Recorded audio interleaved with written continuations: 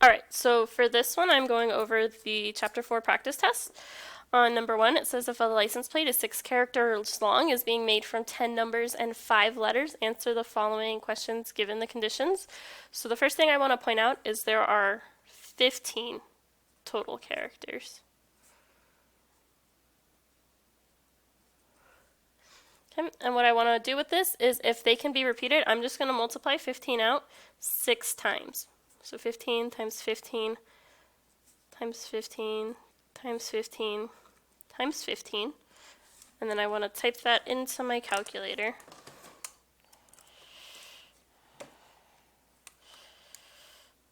So I have 15 times 15 times 15,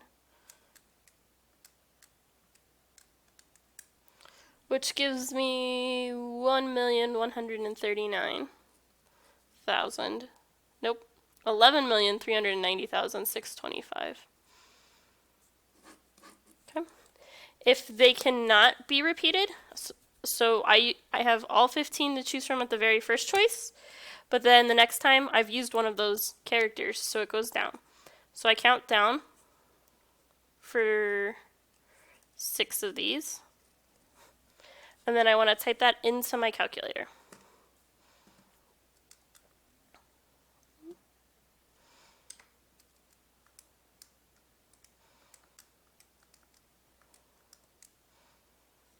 Okay, this gives me 3,603,600.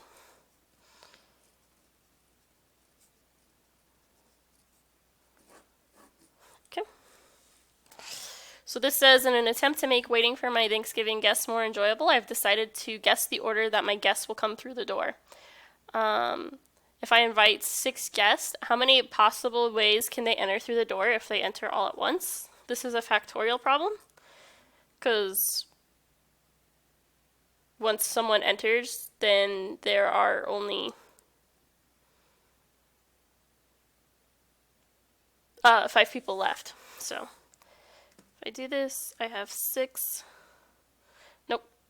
I go to math, probability, and then down to choice 4, which gives me 720. So number 3 says, in an attempt to pay for my wedding, I started playing the lottery. I don't care if I win the jackpot. I just want to get second place, which is 1 million for getting the 5 white Powerballs right. Each number is called only once, and there are 69 balls and 5 are chosen. I need to figure out how many possible outcomes there are. Order doesn't matter, so this is going to be 69C5.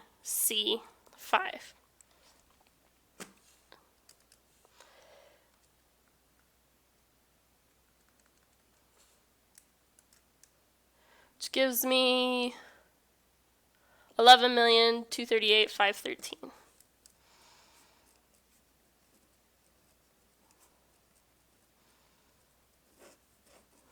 Okay. On number 4, it says, for my wedding dinner, I need to choose 2 sides out of a possible 8 choices. How many different combinations do I have to choose from? Again, order doesn't matter. So I have 8C2. And then I go type this in.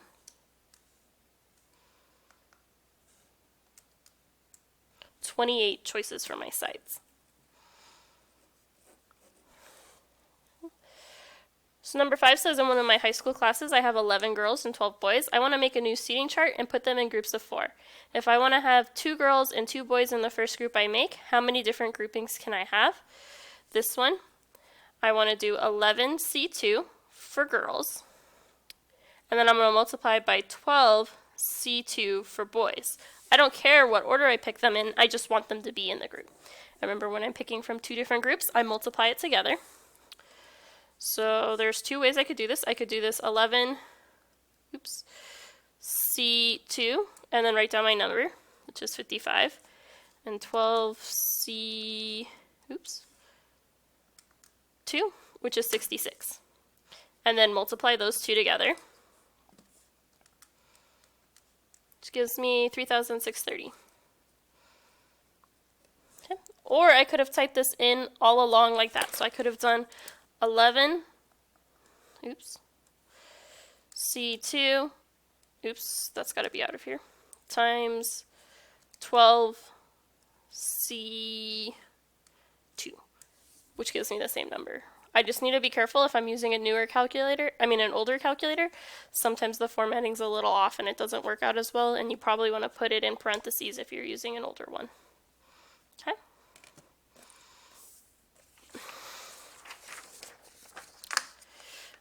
Number 6 says find the probability of rolling a number greater than a 4 on a dice. Numbers greater than 4 are 5 and 6. So this is going to be 2 out of 6 choices, or just 1/3. Okay. This one says at my bridal shower, there's 24 gifts, 7 are wrapped in wrapping paper, 8 are wrapped in a gift bag, and 3 are unwrapped, and 6 are just cards. What's the probability my sister is going to hand me something that's not a card? So the way I figure out something for not is I take 24, and there are 6 cards, so I'm going to minus 6 over a total of 24.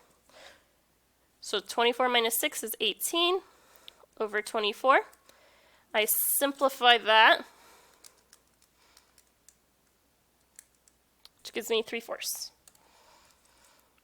So there's a 3/4 chance my sister will hand me something not a card. Okay, number 8 says if 2 dice are rolled, what is the probability that the sum of the numbers adds to 2? There's only one combination. This should have been a plus. 1 and 1. When I look at the pairs of dice back on our notes, there was 36 possibilities. So this one is 1 out of 36. Okay. For my wedding favors and seating charts, I'm giving out succulents. I have 8 rosettes and 5 agaves.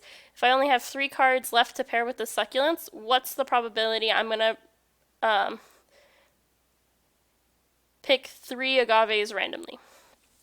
So I have a total of 13 plants.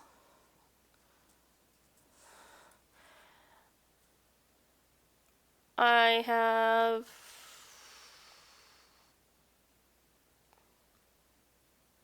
5 agaves when I start off. Then I have 4 agaves, if I've chosen correctly, over 12 plants. And then I have 3 agaves over 11 total plants, because each of those numbers goes down each time I do it, and it goes into that. So 5 over 13 times 4 over 12 times 3 over 11, and then I go math, fraction, 5 over 143. Okay. Number 10 wants me to find the odds in favor of pulling a 2 from a standard deck of cards. There are 4 2s in a standard deck. Odds is not a total. So I don't want this out of 52. I want this out of 52 minus 4, which is 48. This simplifies to 1 over 12.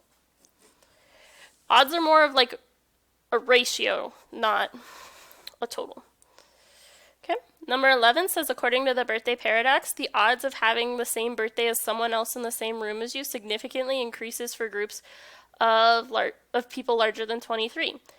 What the birthday paradox is, it says that, is basically having the same birthday as someone else in a small set of people. So when we started the semester, there was 33 people in the class, including me. The odds of 2 people having the same birthday, were 25 to 8. What was the probability of 2 people having the same birthday? So what I do is the 25 was the probability of having the same birthday. And on the bottom, I add the 25 back to the 8. This gives me 25 over 33. That doesn't simplify, so that is my answer.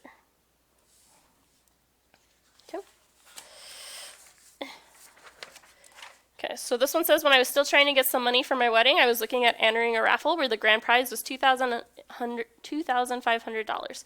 If it cost $2 to buy a ticket and they sold 1,000, what was the expected value of my ticket? So if I win $2,498. If I lose my $2. Okay.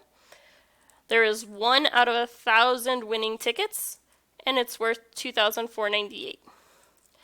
There are 999 losing tickets, and they are worth negative $2. So what I want to do is I want to type that into my calculator. 1 over 1,000 times 2,498 plus 99 over 1,000 times negative 2, which gives me 0.5. So 50 cents. Okay. Number 13 is looking at a standard deck of cards. It wants me to find the probability of pulling a red card or a 4 from a standard deck of cards. There are 26 red cards. And there are 4 4s. However, 2 cards are double counted. The 4 of hearts and the 4 of diamonds.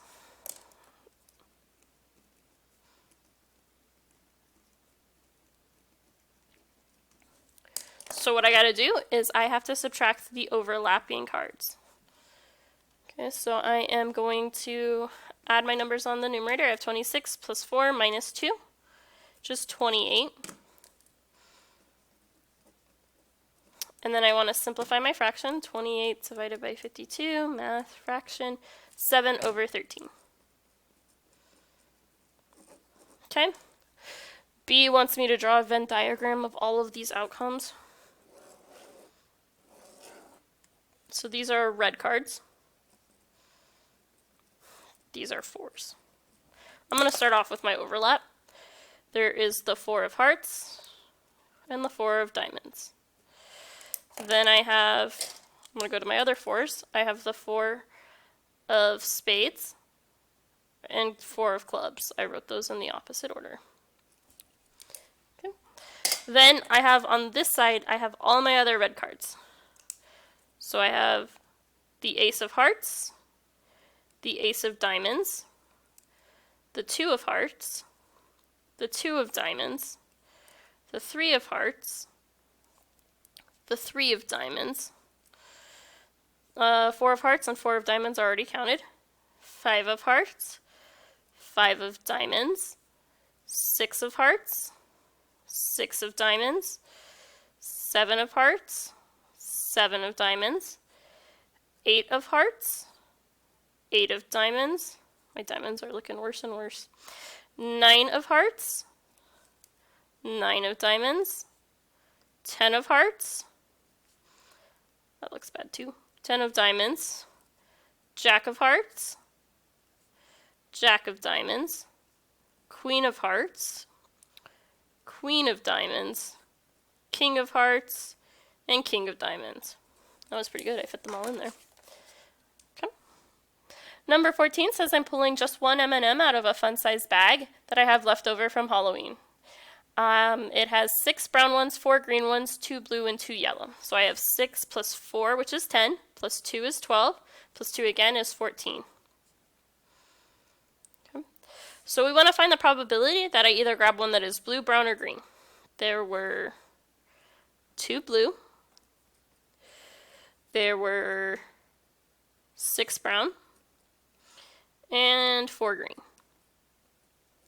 So since those don't overlap, I just add them all together. I have 12 out of 14, which simplifies to 6 out of 7.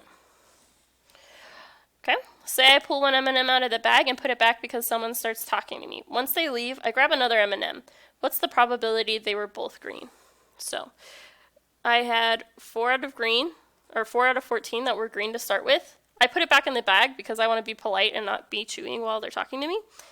So then I multiply, and I have a 4 out of 14 chance of grabbing that same or another green one again.